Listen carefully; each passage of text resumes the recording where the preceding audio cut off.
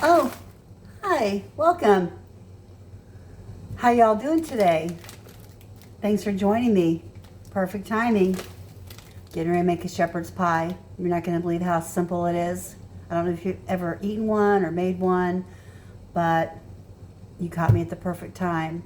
I'm getting ready to throw some mixed vegetables on my back burner here. My water's boiling and piping hot. I've got my potatoes cooking here, and I'm gonna put my ground beef in here and start dicing up some onion, so stick around. So traditionally, the shepherd's pie is made with lamb, ground lamb, or you can substitute it with ground beef. And I don't have any ground lamb, so, but I do have a pound of ground beef, so I'm going to go ahead and dice up a small onion here. And I've got my ground beef going. And you're going to need either beef broth, but for this amount, I'm not going to open up a whole can of beef broth. I'm going to season it with this beef base that I've got. This is an Amish beef base. And then tomato paste. And then we'll put this in with the meat. And then when these vegetables are done, we'll just start layering it. And then we'll mash our potatoes and put it on top and bake it until the mashed potatoes are golden brown. So that's how easy it is. Oh, and Worcestershire sauce also goes in with the ground beef mixture. So we'll keep it rolling.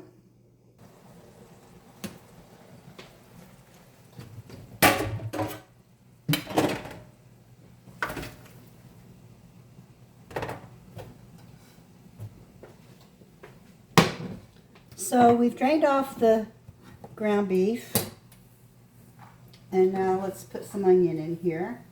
Let that drain a little bit.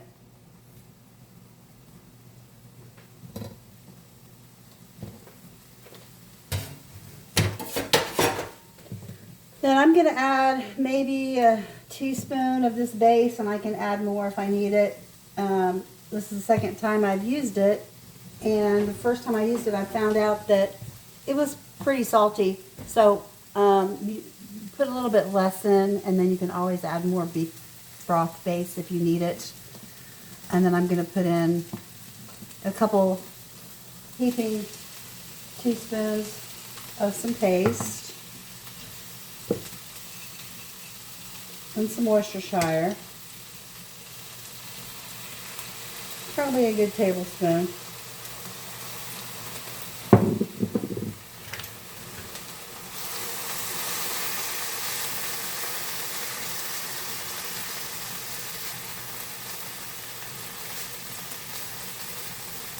We'll stir this around. I'm going to have to add water to it.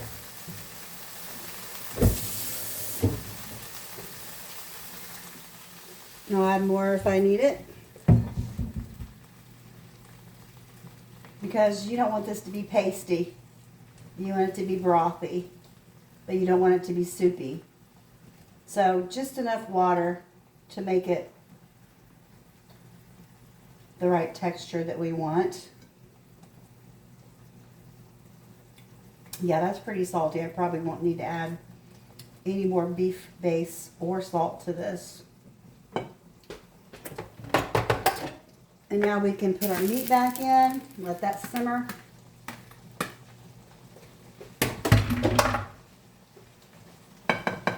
And just turn it down.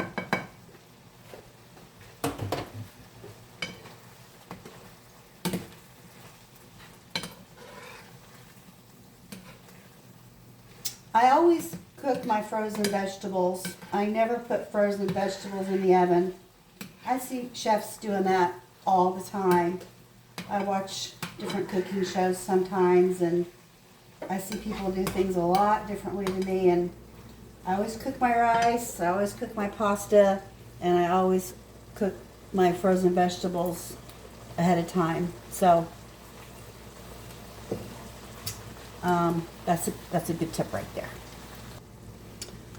So I have about a half a can of tomato paste left, and you don't want to put this back in the refrigerator in the can like that. It's been opened.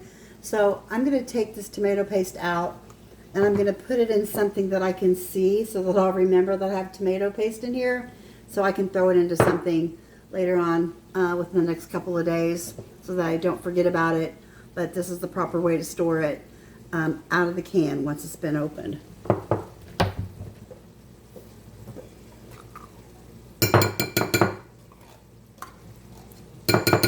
So make sure when you open up a can of something, don't put it back in the refrigerator like that.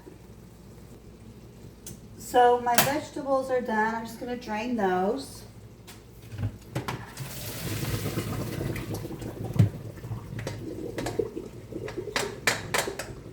Put them on a cool burner so they don't continue to cook.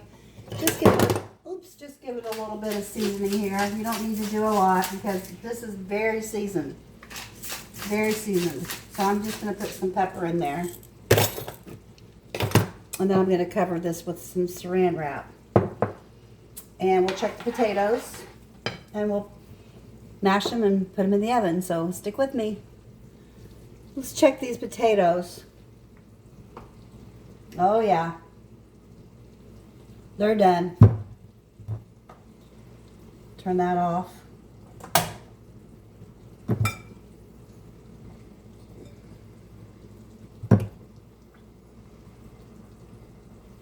So I'm going to let these cool for about 7 to 10 minutes.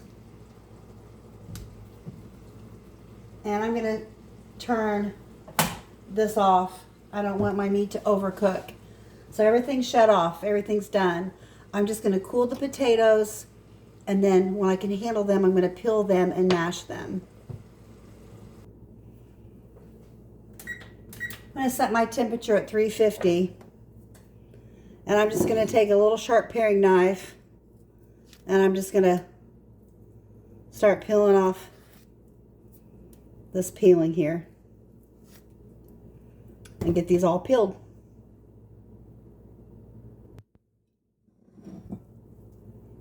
So I'm just going to take a potato masher,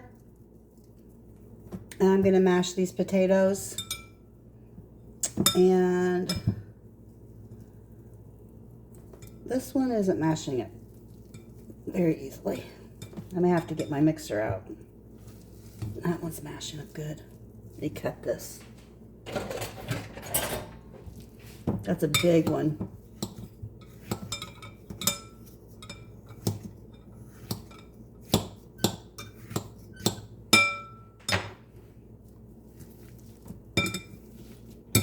There we go.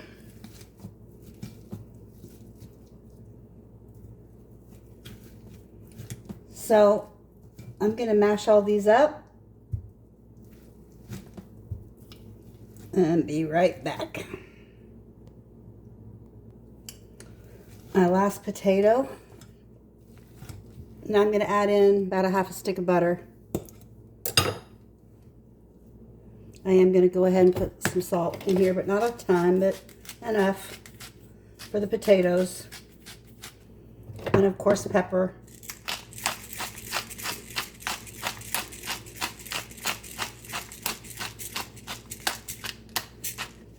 I'm going to let this butter melt for a few minutes, and then we'll continue mashing.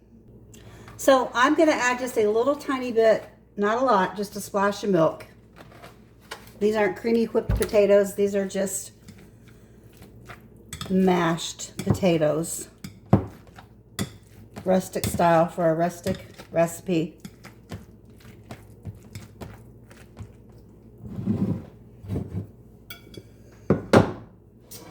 So we're going to put in our meat ground beef mixture.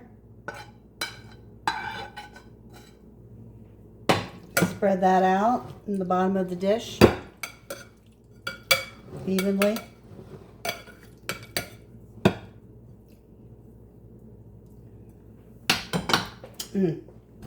These are drained. I added a little bit of pepper and a tiny bit of salt, not much. spread that out on top of the meat.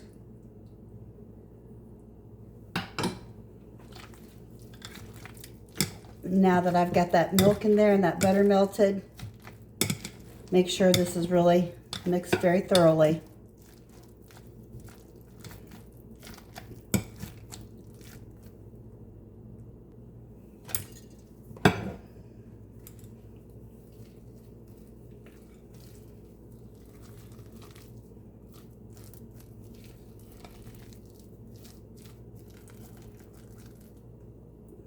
And we'll top it off with these potatoes.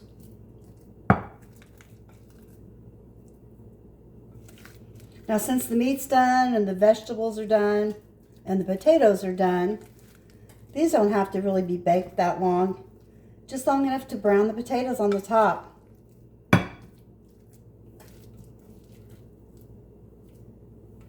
So, we'll see how long this takes to bake. I'm thinking maybe 15-20 minutes. We'll see. Just spread those on top. 350, my oven's ready to go. And into the oven.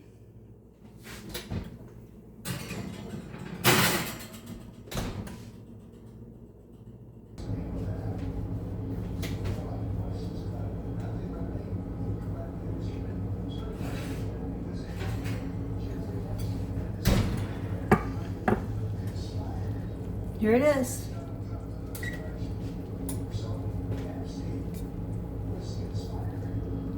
Time to plate up.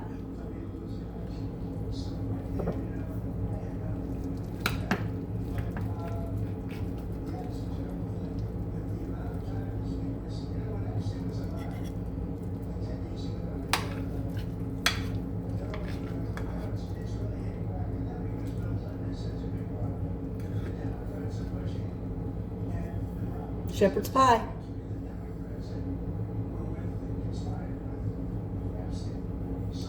So you know I gotta go. You know I don't eat in front of people, and you know I'm gonna eat it while it's hot. Give it a shot. Thanks for joining me. Bye.